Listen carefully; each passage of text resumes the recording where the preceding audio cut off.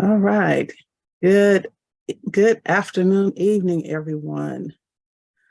Uh, Thank you so much for the introduction. Thank you all for being here. As it was stated, late in the afternoon. This has been a great conference today. It's been so much great information shared, and I'm just happy that I'm able to give my input in the peer workforce and the things that we do as peer specialists and how we serve the population that we serve. I've been serving veterans as a peer specialist for 12 years, 10 years in an employed status, and 2 years as volunteering. And that's where I developed a passion for supporting peers, supporting veterans, was doing my volunteer work. I was volunteering with Vet to Vet, and in that role, I was supporting other veterans and just had the joy of learning about benefits that are available for veterans, resources for veterans. And then it became, how do we serve our fellow veterans? And as we're serving our veterans as peers, one veteran who has been through the system, who is navigating through the system on the road to recovery, supporting another veteran. So we've done that, we've been doing that. And the challenge comes from when you get tired. When you get tired, and that's where the burnout comes in. When you get tired of doing it, then you have to look at, why am I tired of doing what I love? Hence, burnout. And the title is From Burnout to Bliss, Managing Burnout in the Workplace. And that's our conversation for this afternoon. Presentation / workshop, because it's not just what I'm saying, but I want to get you all's input, because just as in a peer force, we are all supporting one another. We all have ideas to share. We all have experiences to share. And that's what I love about being a peer, because that's what we do best. We share our experiences such that somebody else can learn from what we've been through. We all don't have to keep going through the same thing again, without the knowledge, but we gain the knowledge from going through it with another peer, having someone to share that experience and to share what they've done, what they did to go through it. Okay, so go there. So we're going to talk about the causes, the signs and symptoms, and the impact of burnout as peer workers. And then we're going to get into treatment and prevention, the importance of self-care, ways to promote resiliency, and then how to build supportive networks. And lastly, resources to prevent and manage burnout. And that especially is where you all will come in, because there is no one size fits all.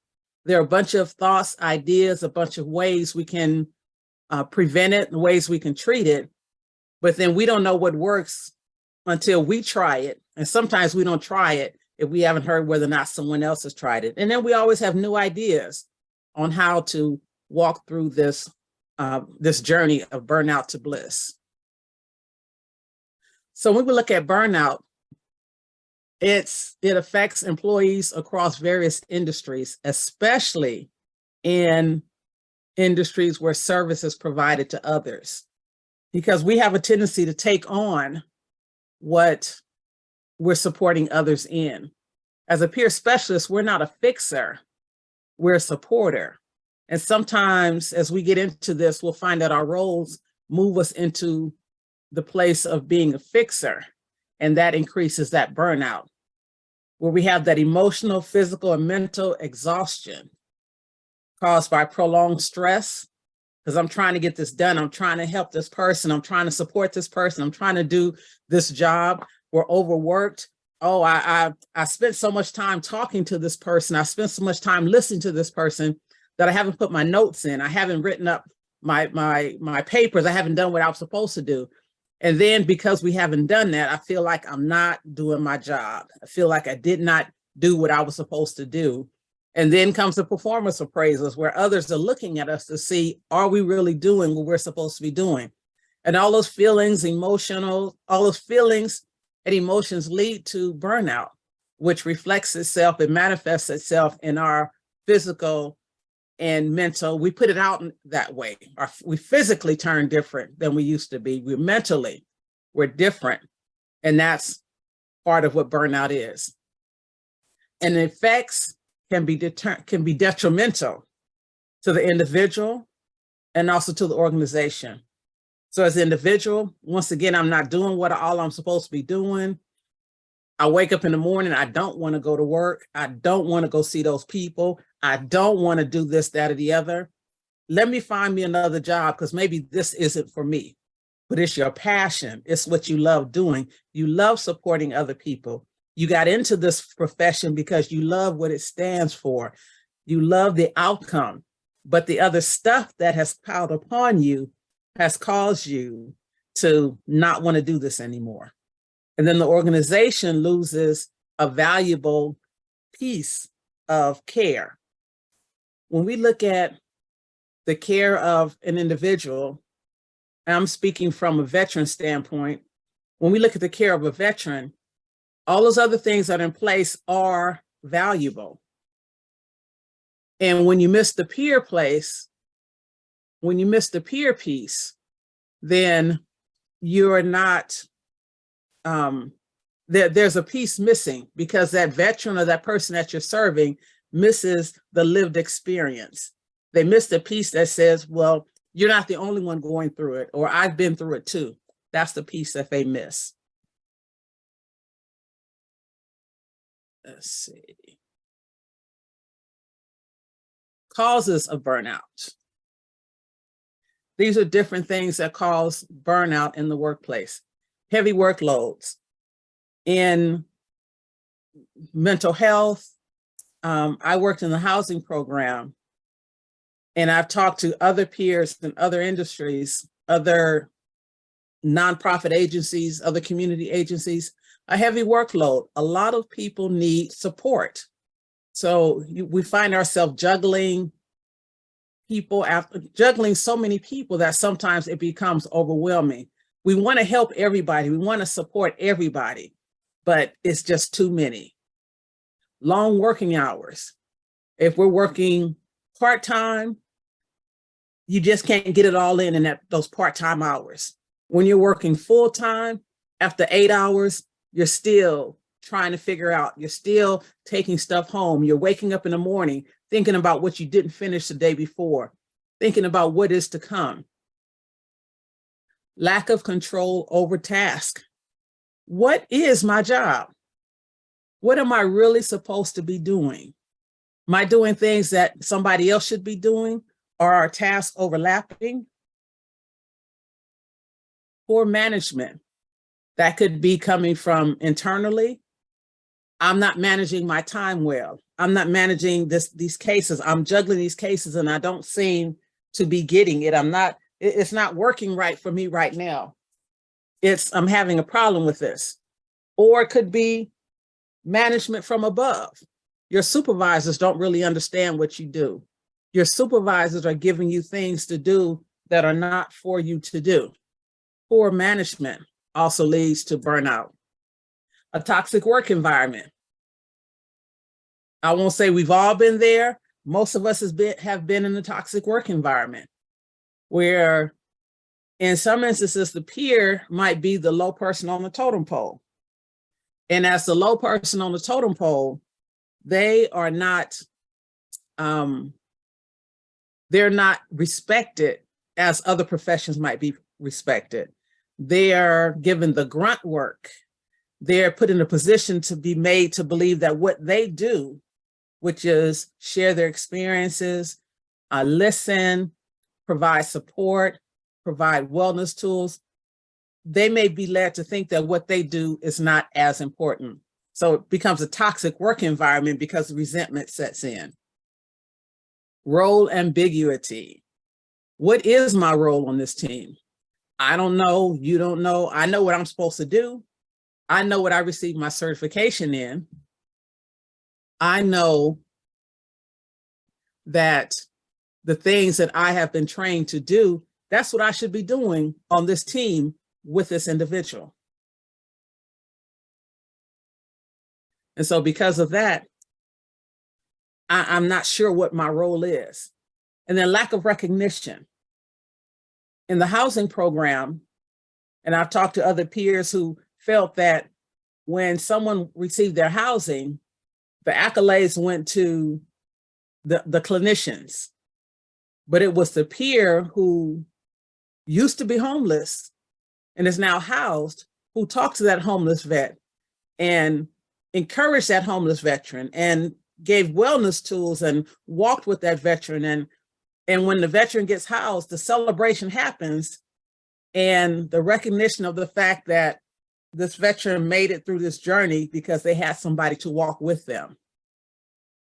That recognition is not there.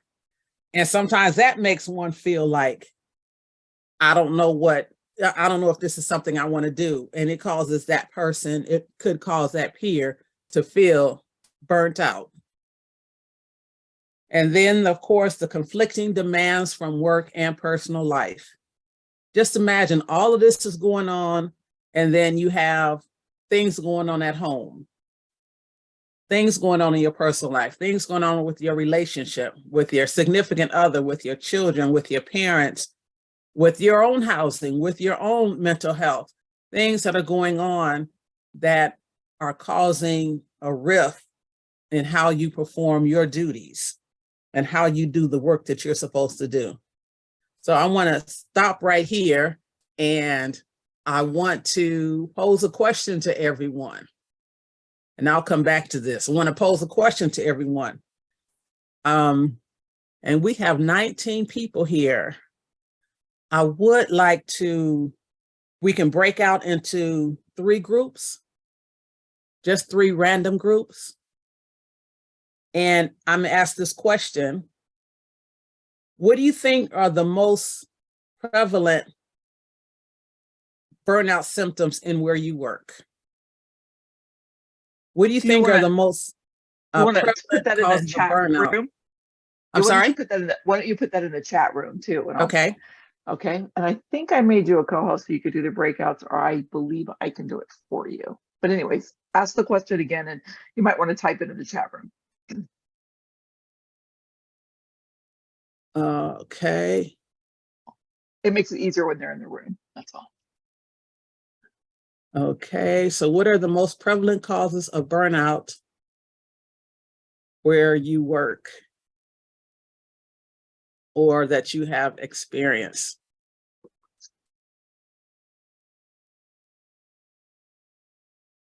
And let's see if there are any more than what has been mentioned.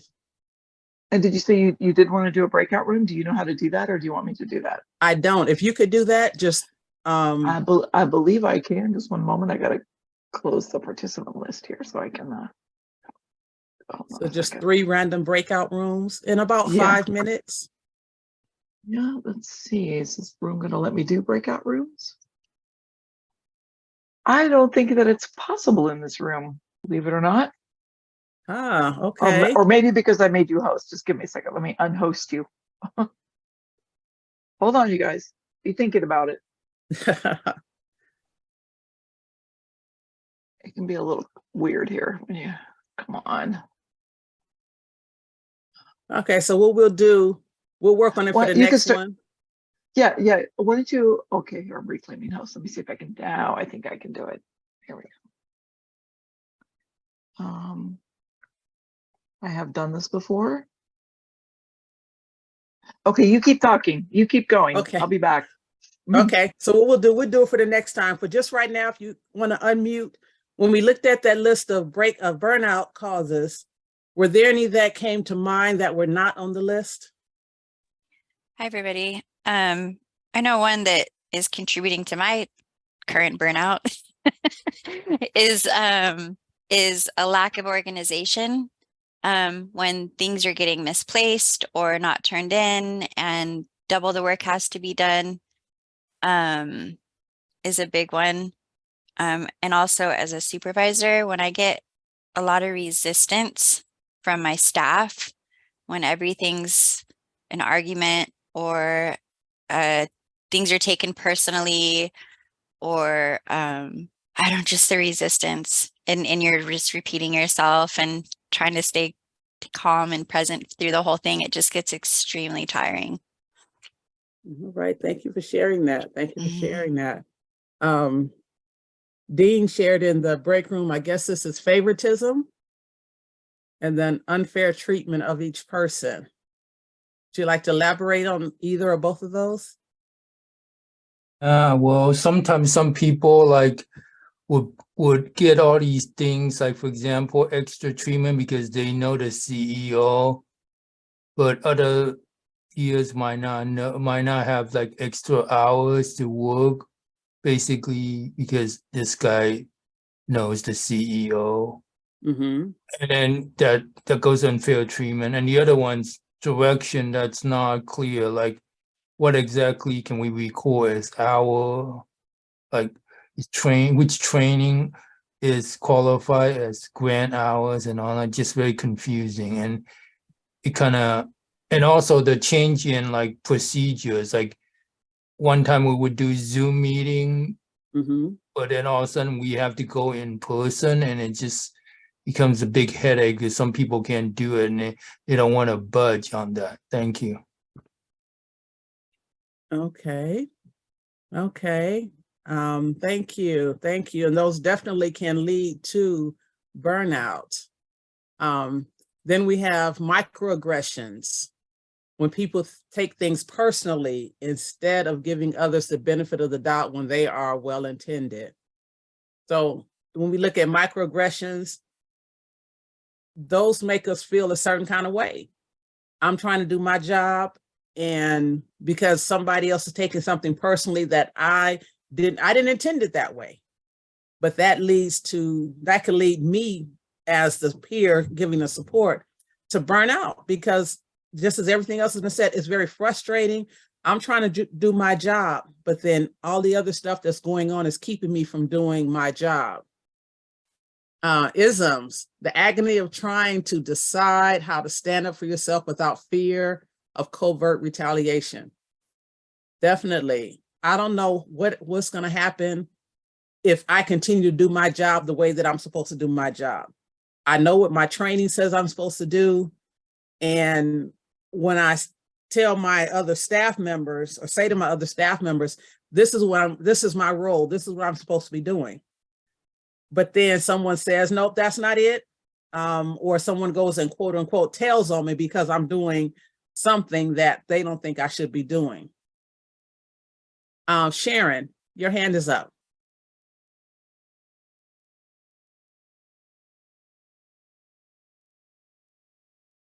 I saw you on mute, but I can't hear you.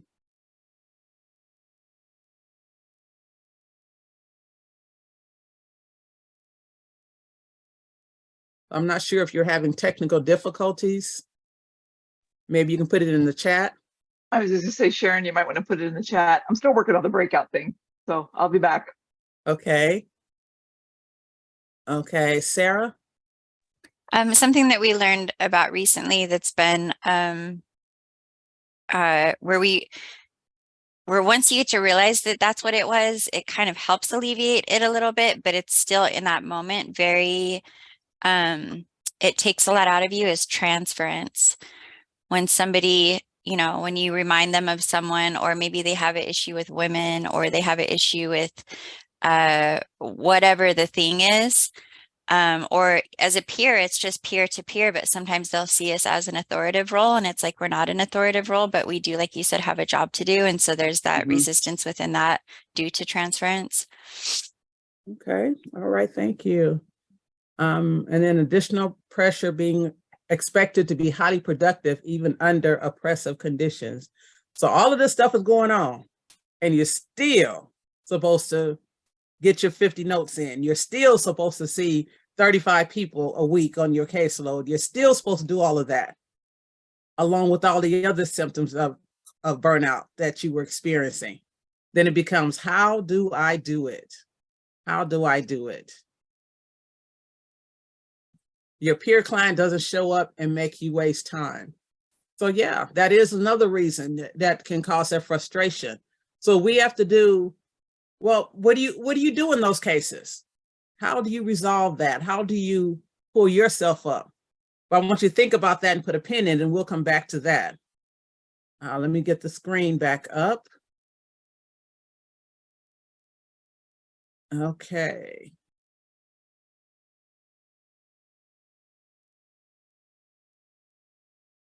So signs of burnout. I want to look at this little clip.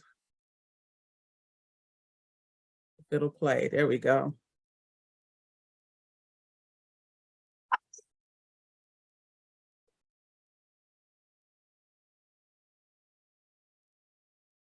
Step forever, now I drive alone past your street.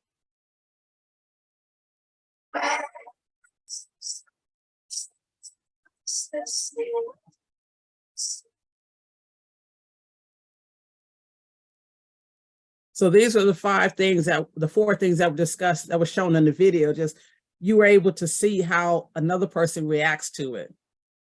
And we just talked about this, some other signs that you might have experienced, other than the causes. If you want to unmute, let's see, don't want to do that. I can't do that. So we're going to look at, just think about the other signs that you might have experienced, because we're going to use those later. Symptoms. Recognizing the symptoms is crucial in preventing it from becoming a chronic condition. Physical exhaustion. You work so hard. Have you ever been so tired that you cannot even rest? Then there's emotional detachment, the cynicism, reduced job satisfaction, decreased performance. All of these become reflections of the causes of burnout. You once had a job, you are working this job because you love this job, but because of this other stuff, it's keeping you from being the kind of employee, to being the kind of peer that you want to be, that you signed on to be. Because we all sign on to a job to want to do our very best.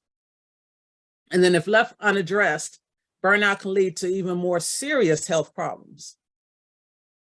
And we know that as people who are in recovery, those health problems that you may already have can become exacerbated because of burnout. If you are already fighting depression, if you're already dealing with anxiety, if you're already dealing with PTSD or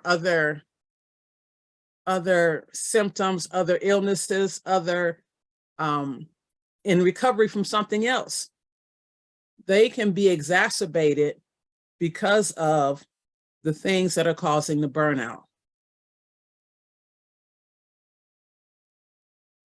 I'm looking in the chat. I feel ashamed of witnessing these symptoms in myself. Thank you, Sharon. And we know that in G, you're not alone. And that is true. As peers, I want to come on and say this, as peers, we signed on to support the population that we supported. And sometimes these external circumstances make us regret that we're doing this. It make us feel bad. It has a tendency to make us feel worse than we want to feel, because we're supporting. We go through this, but the key is we don't allow it to overtake us. We don't unpack and live there, but we have to work on our own recovery tools. We have to work on our own wellness plan and keep our own plan in play, so that as we are supporting our population, then we're not only supporting them where they are, but we're also supporting ourselves. So we have to get a support team. We have to make sure that we have a support team while we're going through this burnout, while we're dealing with the symptoms and the things that are going on with the burnout. Dr. Kathy, is it Yes. okay if I say something really quick? Yes. I just there's a woman named Brene Brown, and she really gets into some really amazing scientific and research basis of what shame and guilt is. And I just felt compelled to share with you guys because it's something that I struggle with also, and it's part of like the childhood trauma stuff that I work through, of feeling like I always have to be good enough, or I'm not allowed to have these feelings, or I need to be quiet about these feelings, or don't be too much, or make sure you're small, or all of those things that we can experience. And she talks about you know, guilt is the feeling that we've done something bad, and shame comes from a feeling of thinking that we are bad. And I think it's so important to remember that these feelings that we're experiencing, Sharon, are a part of the human experience. Like, we're just human beings, we're not robots. And a lot of us as peers, like Dr. Kathy was saying, like, we have lived experience, which means we're just human beings walking through the process of recovery as well, that have empathetic and compassionate hearts that want to do good for others. And so by no means are we supposed to be like unaffected. I think when we become, there's sociopaths are unaffected. we're not unaffected folks, because we have big compassionate hearts. And so just to keep that in mind as far as shame goes, like, it's expected to have these feelings. It would be alarming if you didn't have those feelings. Yes. That's all. Yes. Thank you for sharing that. And can you type her name in the chat? Yes, absolutely. Because she has she gives out awesome information. I love her little videos. And we are human. We are humans who are supporting other humans. And we will go through these things. But there are ways that we can support ourselves as we're supporting others, so that we don't fall off of our wagon. Whatever we're in recovery from, the burnout can lead us to go back into what we're in recovery from, can lead us down that dark path again. We have to remember that we're not fixers. As peer specialists, we're not fixers. We're not advisors. We're not clinicians. That's not where we are. So we still have to take care of ourselves in the midst of everything else that's going on, and not allow the burnout to take over what we have essentially signed up to do. So thank you. So the impact of burnout on peer support workers, what kind of impact does it have? Okay, that wasn't right. Okay. The quality of our work is affected. Quality of the support that we give. It was mentioned becoming robotic. We're less present, we're less attentive, we're just going through the motions. And if we're feeling like that, guess what? The people that we're serving are feeling that too. They're seeing that we're not there. Then it becomes, am I bothering you? Or I wanted to call because I was going through something, but I know you were going through something too, because I could tell the way that you were responding to me, and I didn't want to bother you. We have to not allow that burnout, those signs and symptoms, to take over our lives, because we are human. They do come, but we have to be able to process and take care of those feelings. We can become apathetic and complacent. Yes. And that's how the quality of our support becomes affected. If my job is to support you on this journey, but I have all of this stuff bogged down on me, I'm going to end up doing just the bare minimum. I'm going to do the bare minimum just so that when I come in every day, I can say, well, I did my job. I did my job. Uh-oh, I'm having issues here. Okay, I can say that I did my job, and I want to make sure that as a peer, as I'm giving service, as I'm giving support, I want to always be able to give my best. And when we are experiencing burnout, when we are having to deal with that, then it becomes, I don't even want to go to work anymore. The things that happen, our physical and emotional well-being are affected. workplace and personal relationships are affected. So let's look at our physical and emotional well-being.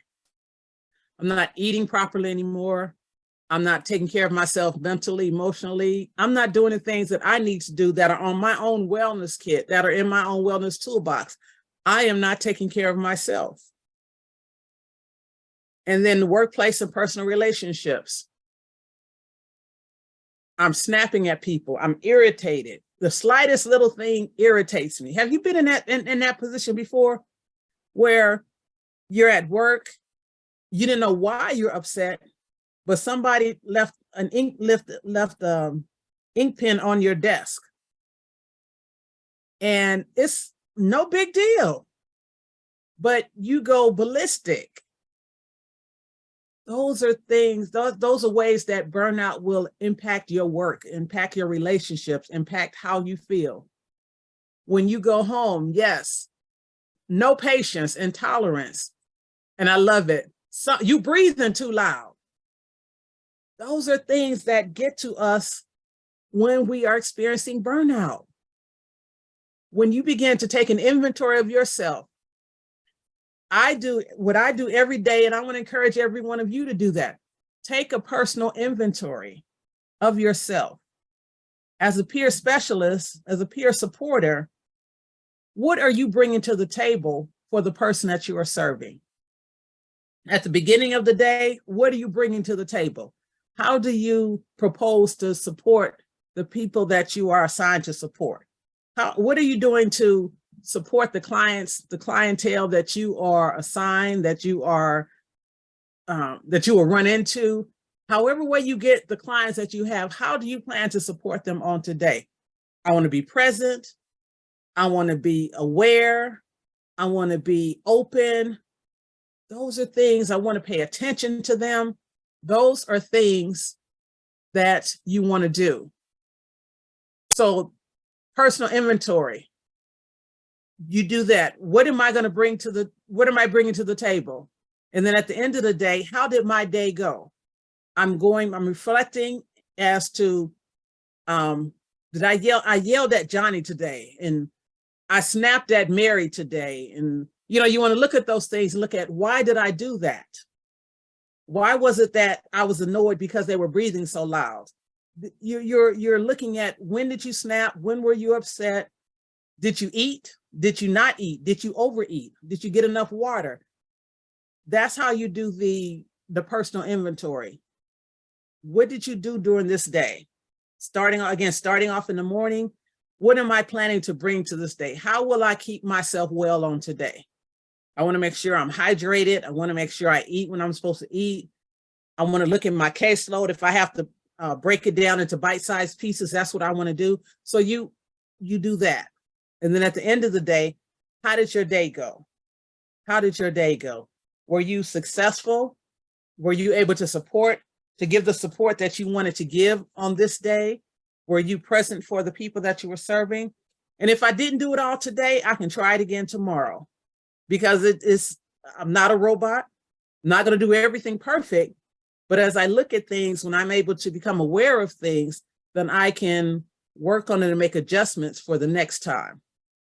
So when we look at the impact of burnout on us, recognizing that these things happen, but we don't have to allow them to get out of control.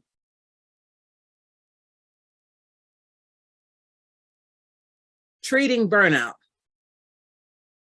What if you're already there?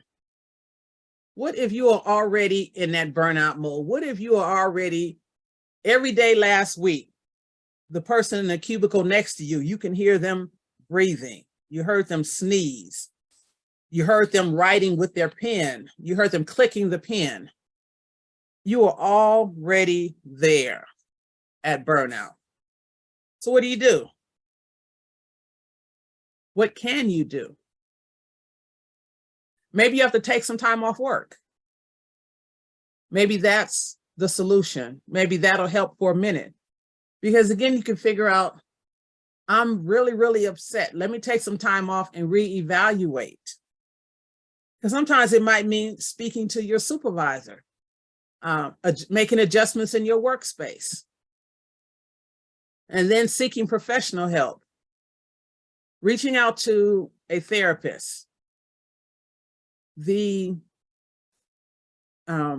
most employers, if not all, have some type of EAP, some type of a place where you can go and get support. Through your medical insurance, you can get support. In recovery, you may have already a support team established, but you want to be able to reach out for that help, somebody to help you. And one thing to think about too, and when you're looking at this, you're looking at not only at yourself, but also somebody else, one of your coworkers.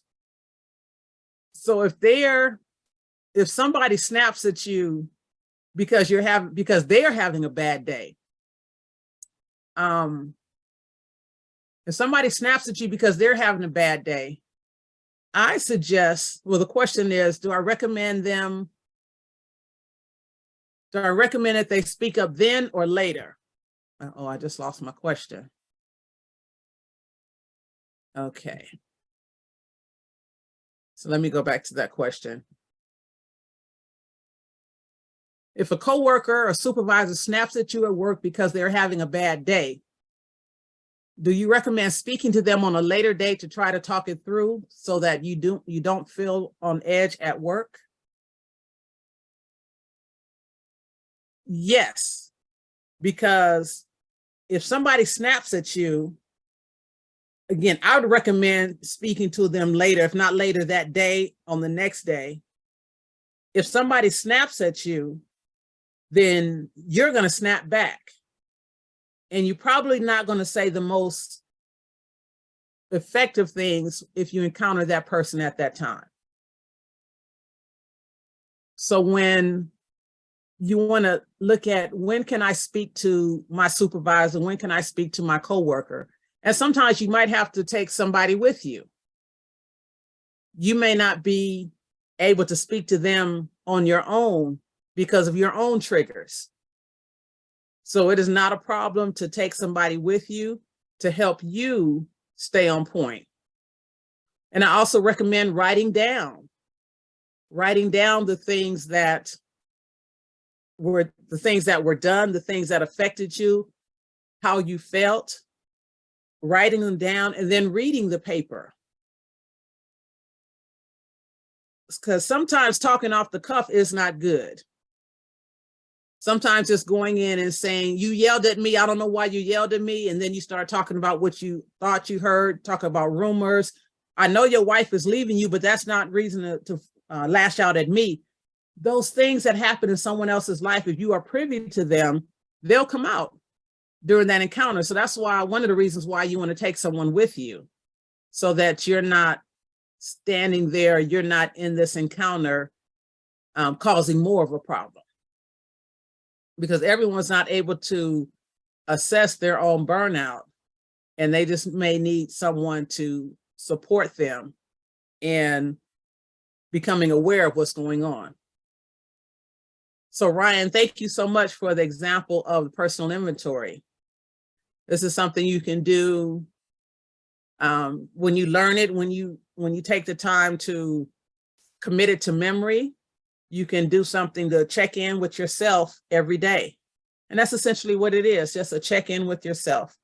And as you're checking in with yourself, not only just saying, okay, I did this, but then how can I not do it again? How can I alter my behavior? What is causing me to do this? Also engaging in stress-reducing activities, such as exercise and meditation. If you know that you're experiencing burnout, if you're already feeling like this, maybe you need to go for a walk. Maybe you need to go for a run. Maybe you need to go for a hike. Maybe you need to do some kind of exercise that will release those endorphins within you and give you a mood change, cause your emotions to allow you to think and assess what's going on. Because sometimes when we're in such a bad place, we can't see our way out. So we have to reduce that stress, do things to bring the hormones within us to bring the our own insight up to the surface so that we can see what's going on within ourselves. So it's important for us to address burnout as soon as possible. Otherwise, it can be something that requires more intensive treatment. And then again, in the instance of workplace, if you're not addressing your burnout and you say the wrong thing to the wrong person, or you do something that you shouldn't have done, or you don't do what you should have done, that causes performance issues. And performance issues lead to unemployment. So you want to make sure that if you're experiencing burnout, acknowledge that this is what's going on with you. Repeating what was said earlier, we are human. We have these feelings, we have these things, we have these annoyances that happen. These things will trigger us. What you're doing may be something that happened on my previous job. All kinds of triggers come into play that cause us to have these feelings, that cause us to lash out, to cause this burnout to build up within us. But what we don't want to do is have these symptoms cause us have this burnout to take over our lives. That's what we don't want to do. And in treating burnout, we're looking at self-care, we're looking at ways to bounce back, because there are some things that we cannot change. There are some things that we cannot change, and we just have to learn to live with them. So when we look at self-care strategies, as a peer supporter, as any kind of supporter, as any kind of profession that helps someone else, you must take care of yourself. There's a saying that you cannot pour from an empty pitcher. If you have not taken care of yourself, you cannot effectively provide support to someone else. So some things that we as peer supporters must do, or some things that we could do to maintain our well-being, mindfulness practices. Mindfulness practices, allowing ourselves to be in the present, allowing ourselves to allow the emotions to happen. When the emotions happen, identify the emotions. Because one of the things that happens when we tend to become ashamed, when we tend to be in denial, is that we're not recognizing these emotions, we're not recognizing these feelings as feelings and emotions that happen because we are human. It's very hard to not care for somebody when you have a caring heart. But when the other stuff comes into play, that makes it harder. So as a peer supporter, what you have to do is get yourself into a mindset of recognizing I am doing the very best that I can do. These feelings are happening, these situations are happening. I'm going to allow it to happen. I'm going to point it out. I'm going to notice that it's happening. And then I'm going to do what I can do to live with that feeling. Because some of these feelings won't go away. There are some instances where you can't just walk away from a job because it's not suiting you. There are things that you cannot do in some instances, but you have to cohabitate with them. And cohabitation, staying with those feelings, staying with those situations does not mean that you are giving in to them, but you're allowing them to have their space and not to overtake you. Meditation, where you just sit and listen. Sit and listen to yourself breathe. Sit and listen to the sounds around you. Sit and allow your mind to relax so that the stuff that's going on is not the end all. That's not the very end of it. Deep breathing exercises. It's amazing.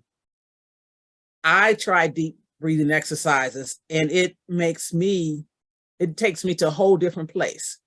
So I want to encourage you, when you are in a position, when you are someplace and things are not going well, just stop and breathe. Just stop and breathe. And as you're breathing, pay attention to your breath. And that definitely will decrease that stress. And then again, engaging in some type of physical exercise or a hobby.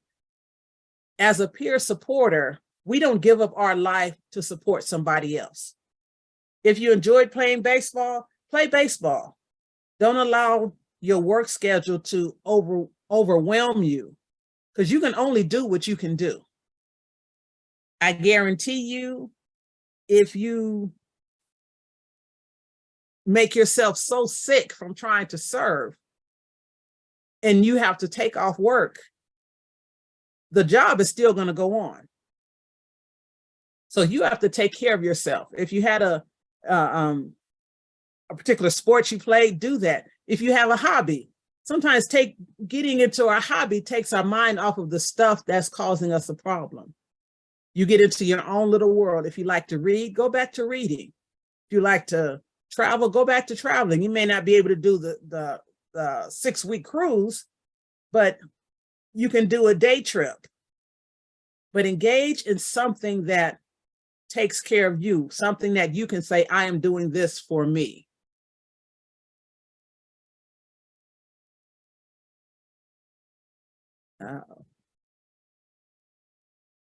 And then, of course, spend time with your loved ones. Sometimes just a hug from someone will make you feel better. The guided meditations, guided breath work. Yes, there's a lot of it on YouTube. And then that app, Insight Timer. There's so many resources that are available that will help you take care of yourself. And that's what we need to do. As supporters, you need to take care of yourself. Maybe you need to get an animal. And just like spending time with your loved ones, you're spending time cuddling up with that puppy, cuddling up with that kitten, stroking the kitten. That does something for your mindset when we talk about self-care. And of course, practicing good sleep hygiene. The meditation, the mindfulness, the hobbies, those kind of things will release your mind from the stuff that you're holding on from the daytime work. What was going on the job, in the workplace, the things that are causing burnout, being able to release them so that you can get a good night's sleep. Because sleep is important to help you to start the next day, among other things. And so building resiliency is critical, because this, again, helps us to overcome those challenges so that we can thrive in the role as a supporter. That mindset, changing from a negative mindset to a positive mindset.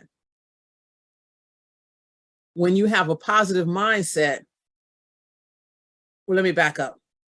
If you're complaining all the time, that's going to do nothing but build onto the burnout symptoms that you're facing.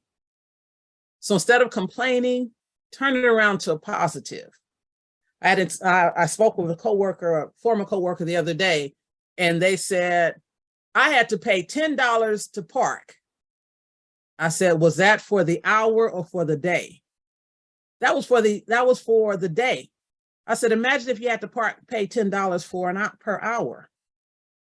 So that kind of changed that mindset. Even the little simplest things can change your negative mindset into a positive mindset. Your support network, cultivating a support network. That's most important, because once again, you're not the only one who's gone through this. We are not alone. We were created to be in communion. We were created to be with one another. So get your support network together. And that support network can change. If somebody's not supportive today, get several people, because we all have bad days. So don't have that just one friend, so that when you're having a bad day and you call that one friend who's having a bad day, that's a world of trouble. But you get a support network so that you can have different people that you can call on. And then practicing self-compassion. We kick ourselves. We don't have to wait for the world to kick us. We kick ourselves. So I want to encourage you to practice that self-compassion. Love on yourself. Tell yourself that you are wonderful. Tell yourself that you are doing a great job. That comes in with the personal inventory, giving yourself compliments, letting yourself know how well of a job you're doing and the things that you're doing matter to somebody else. And embracing a growth mindset. we're all growing in some shape, form, or fashion. And so in the practices and the things that we're doing, we're growing. It's making us better as we're able to survive the burnout, as we're able to go through this journey and come out shining on the other side. We're not going to fix everything at one moment. We're not going to fix everything with one shot. However, we'll be able to get a little better, feel a little better, so that we can produce, we can be the support that we need to be. And then, of course, being able to identify your own strengths and using them to overcome the challenges and achieve your goals. If you don't know what you're good at, if you don't know what you can do to overcome, then you're hard pressed to overcome, because you can't ask somebody else to tell you what to do, but you can support one another and hear what they've done and maybe incorporate what somebody else is done or is doing into what you need to do. Now, got a couple of scenarios that we're going to talk about. We're almost done.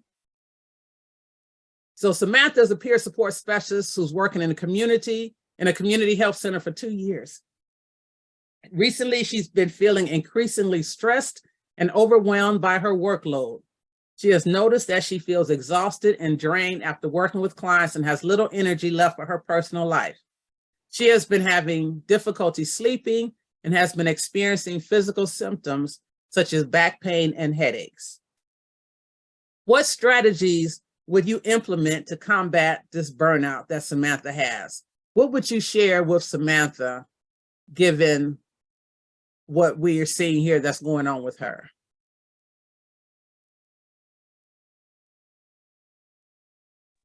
So, Dr. Cash, I'm told that by making you host and you go to the bottom right-hand corner, there are 3 dots. I made you a host. I'm a host, but I don't have the 3-dot thing that's supposed to be there for breakouts, which I normally do. Maybe you could just look and see.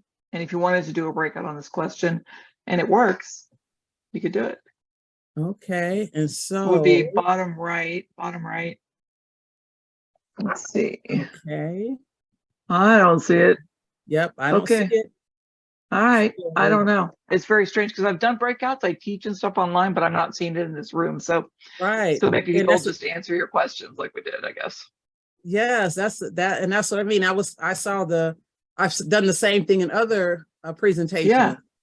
And that's why when I asked, I'm like, wait a minute, something's not right, but that's okay. Yeah, it's really funny. It's because this is a business account. It's not on my own. I could do it. I don't know why here, but yeah. I even did a practice run. So, okay, well, we'll just let people answer the question in the chat. So can we just jump in to answer your question, or did you want us to raise your hand? Great idea. Okay. Great idea. So I think what's important too is just to kind of talk first. I mean, one of the tools that we use at work is like joining the person. So being able to sit down and really let Samantha express what exactly is going on, and she's overwhelmed by her workload. And so being able to look at the workload, because one of the things you had talked about and something that's important for us here is that we start to look at, like, are we doing things that are outside of our job duties? Are we taking on more or creating more work for ourselves based on like our generous heart or what we want to do, for a person? And so kind of looking at the workload, like, are there some ways that we could do some time management? Is there a way that we could designate, the last hour and a half of the day that you stop taking, even though you work till 6:30, you stop taking calls at 5 p.m. so that you have an hour and a half to be able to work on case notes or documentation, whatever, like the office part of stores at the beginning of the day or the middle of the day. I think too, it's important to look at ways that we can refuel ourselves with energy, such as exercise, healthy eating habits, making sure to take a break away from the work during the day every couple hours if you can, even if it's just for 10 minutes, to get a brisk little walk in, put your feet in the grass and do some grounding, get some sunshine, kind of disconnect from everything, and start bringing those habits into your life on a daily basis. If it means waking up 30 minutes earlier so that you can start the day with a guided meditation, some time for yourself, If there's sleeping, for me personally, like there's sleeping music that I put on that has binaural beats that's kind of like healing and soothing at the same time. Okay. Getting into like maybe she's doing suggests like 10-minute stretches throughout the day, or isolated stretches, or something that works as self-healing but self-care at the same time, and kind of just bounce around a bunch of different ideas and then start practicing, some of them each day and incorporating little by little to see, which ones bring the most relief. Because I think what happens too sometimes is just the accountability of doing for ourselves, realizing like the work will get done. Maybe it won't get done today, but it will get done. And remembering that we're only human. There's only so much that we can possibly do in the amount of time that we have it. There's always going to be more work to do, but without our mental, emotional, physical, spiritual health, we're just, we're always going to be hitting that wall. Yeah, thank you, Sarah. I love adding, throwing all those dimensions in, because we have to make sure that, again, we're taking care of ourselves. It is not a badge of honor to go through the workday without taking your breaks, without taking your lunch. That is not a badge of honor. It may look good to upper management because you worked through the whole day, you did twice as much work as everybody else. But at the end of the day, how are you feeling when you go home? Are you feeling abnormally drained? So that it's not a badge of honor. Take the breaks, go outside, get some fresh air, but do those things that you need to do so that you can take care of yourself. Because the workload that you may not be able to lessen the workload, but you can work on these tips to manage it so you do not become a victim of burnout. So I know that we are at the end of our time. I was just going to mention about, speaking of burnout, although clearly this has been one of the most involved and interactive and actually very well thought out, Dr. Cash. You're right on the money with, I see it with the people in the field, and I see it with people in the office at Share. And it's not a job for everybody. It's hard. Yeah. Like you said, you're not a fixer, and you've got to be neutral. And it's really, really great. And it is, as Sharon just said, it's a perfect way to end the day. So if you want to stick around maybe for 10 more minutes, if there's a few Q&As you want to get done, if people haven't spoken up yet, if you want to sit around, I'll stay with you guys for another 15 minutes. But I know the conference is supposed to end now, and I don't want people to feel like, oh, I'm just going to bail on her, I don't want to be rude. So I am going to put the information in again. We'll hold it for another 15 minutes just in case you want to. But I'm going to put the information again about if you need a certificate, DM me right now. I did get a couple of requests, and also that this is being recorded, and you'll be able to get it from shareselfhelp.org conferences at a later date. So that being said, we'll just leave it open for a little bit, if that's okay.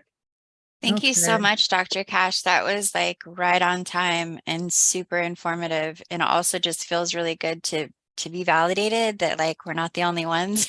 Yes. Because we start feeling like, what am I doing wrong? Is there any way to get a copy of your slideshows so that I could share it with my staff? Yes. And Dr. Cash, you might have sent it already to Libby and Billy, and I could probably get it off of there. Was this already pre-sent it? Did you pre-send this? It wasn't, but it will be. So I'll just do a DM to you. I'll DM you my email. Okay. And you can send it to me. If I do that right now, then you can just it's easy, but Cynthia at Share Health, but I'll send it to you, and you get it to me because Sarah and I work together. I'll get it to her. Okay. I was trying to be anonymous. I'm sorry about that, Sarah. No, I'm sorry. Okay. That wasn't not cool. No. Yeah, I'm making jokes. We're good. Okay. Humor is a tool. Really kind of bad. Yeah, kind of bad. My bad. Okay. Just joking. All right. So if you want to take a picture of this last slide, my contact information on here. There you go. You can get in touch with me if you have any questions, any other questions. If you want me to present, if you want to talk to me, I'm here, because peer support is my passion. and supporting others who support is what I do. And we feel like we're not heard because we don't have the multiple degrees. I'm a Doctor of Divinity. That's what my doctorate is. I'm a pastor. So I tap into the spirituality as well of those who I'm supporting, those who want to be supported, those who are looking for another way to get support. I think it's just awesome. You were just so spot on, and I really personally, in my own life in general, appreciate it. And plus, thank you to Ryan and to some other people who really gave some excellent resources, and also to you, Yes. Sarah, for Brene Brown and NAMI and all these other things. And this was just a great way to end a long, grueling, information-driven day. Really appreciate it. I will definitely Yes. be reaching out to you because I would love for you to present for us at Tri-City Mental Health. That this is wonderful. One, I was waiting actually for, I had a couple of staff members that were in here, and I'm the supervisor, so they're gone now. And what I wanted to say for myself was that a lot of times I find it hard. I am, you know, a person with lived experience, and a lot of times to try to accommodate. That's one thing I love about Tri-City is they, you know, in our positions, there's a lot of room to accommodate, you know, when you're overwhelmed, and, you know, and I have that authority to be able to do that too in my role. You know, somebody needs to take time off, or, you know, however I can work it, you know, and it happens a lot. You know, there's a lot of transference, there's a lot of triggering, you know, I'm putting out fires, and I am a peer myself with a high school diploma. I'm not a therapist. I'm not, you know, so I'm doing the best that I can do, you know, and then I find it hard for me because of my past of trauma with perfection and getting in trouble as a kid when you're not doing stuff right and being perfect. In my workplace, it's like, I gotta, you know, I don't want to get in trouble, you know, and doing the best that you can do. And, you know, so I don't do a lot of taking care of myself. I have over 300 hours of time off available, you know, sitting. Yeah. And half the time I don't even, when I go to work, I'm in the office by 7:30, I'm rolling out at 5, and nobody hardly even sees me. We're working virtually, partially virtually, partially in office, but I very rarely come out of my office to, you know, break. I'm going meeting after meeting virtually, and, you know, and I find it hard. And part of that is feeling like, how can I, you know, if I'm constantly accommodating the staff, you know, how can I feel comfortable with asking or, you know, taking time off? Not saying that it would be a problem if I did, but that's just the way I feel.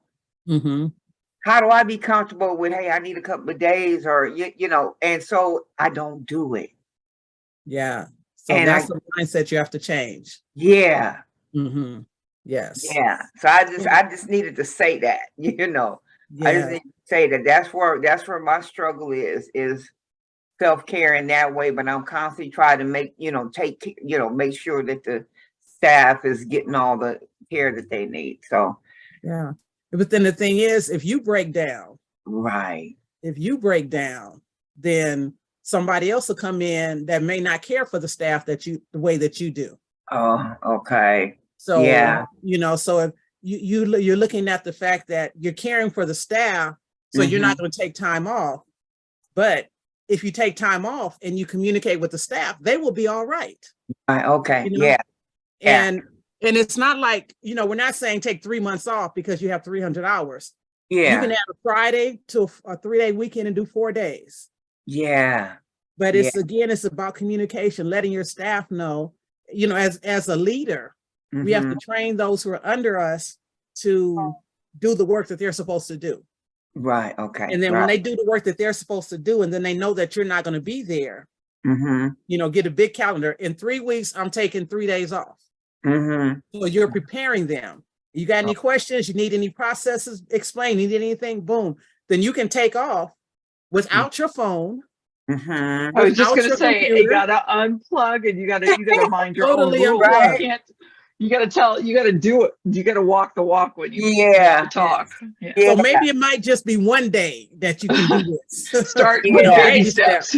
Yeah, baby steps. Yeah. Because you will not enjoy 3 days off if you're constantly checking your phone. Right. And you're not getting, you see, this person was supposed to respond to that person and you're looking on your phone, they didn't respond yet. So now you're going to call to find out why they haven't responded. Now you're working when you should be resting.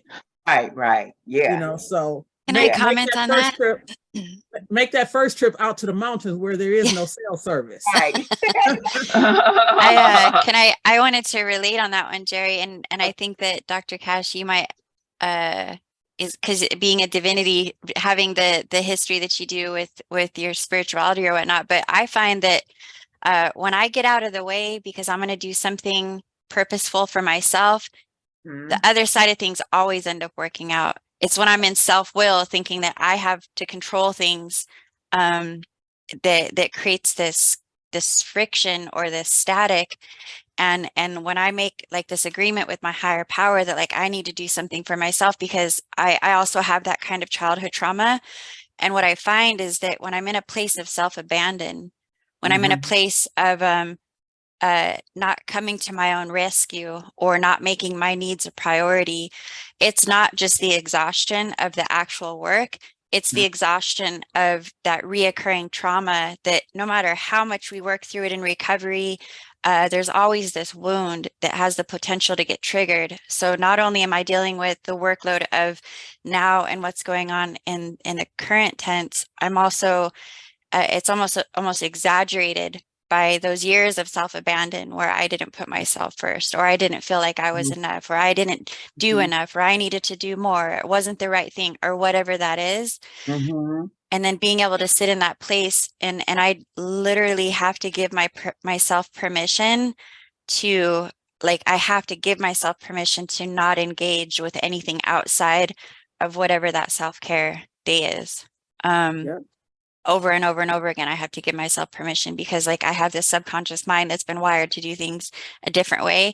And it always wants to lapse back into this like old behavior, or not even old behavior, that's on tap. But like, but yeah, I feel that when I get out of the way and I'm doing something wholesome for myself, the things around me just seem to work out. Yeah. Okay. Thank you so much for that. Yes. And it will be hard because there's an expectation. Yeah. There is an expectation, but you teach people how to treat you. Okay.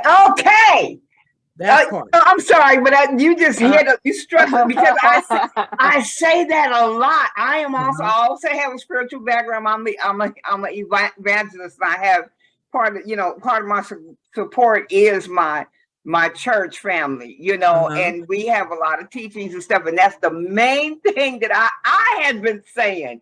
Yes. Teach people how to treat me. It's like, okay, I needed to hear that back at me. Yes. Thank you. Yes, that's confirmation. Because I have to learn that. One thing that I used to do, I've been that emergency person for everybody. Yeah. And when people text me, they get a response within 5 minutes. Yeah. But when I retired from the VA, because this is the spiritual part, I moved into full-time ministry. Okay. And so I have a different responsibilities. Right. And it's not a neglect, but I have to get things in order because there are things that I need to do and things that can wait.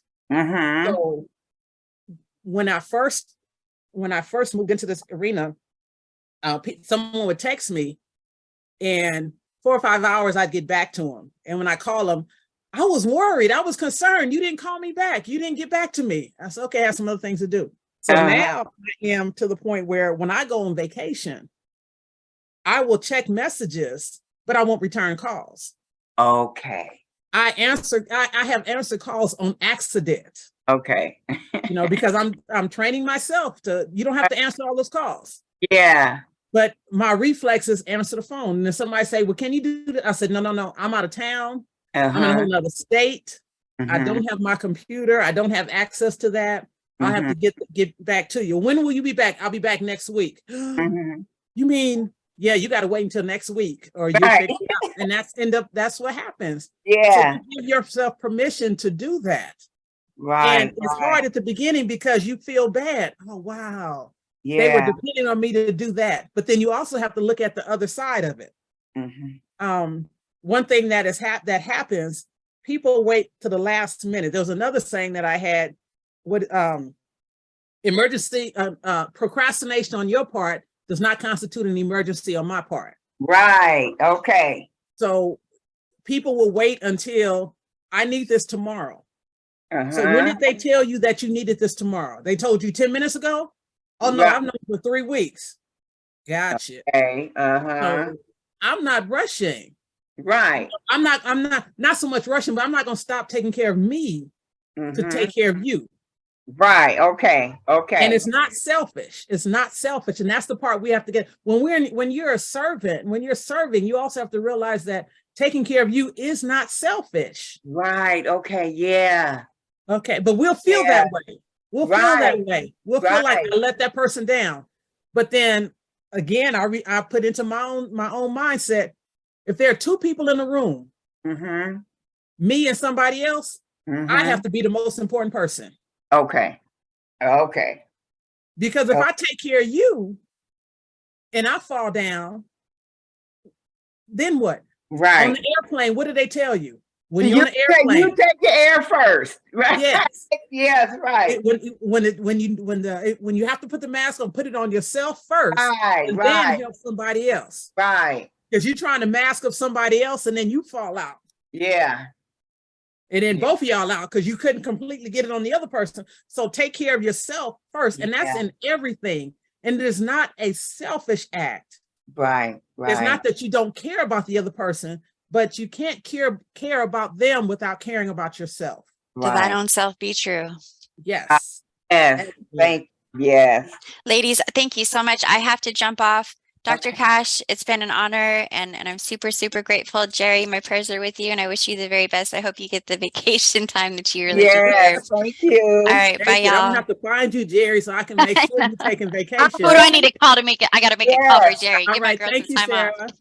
Thank you, Bye, Sarah. you guys.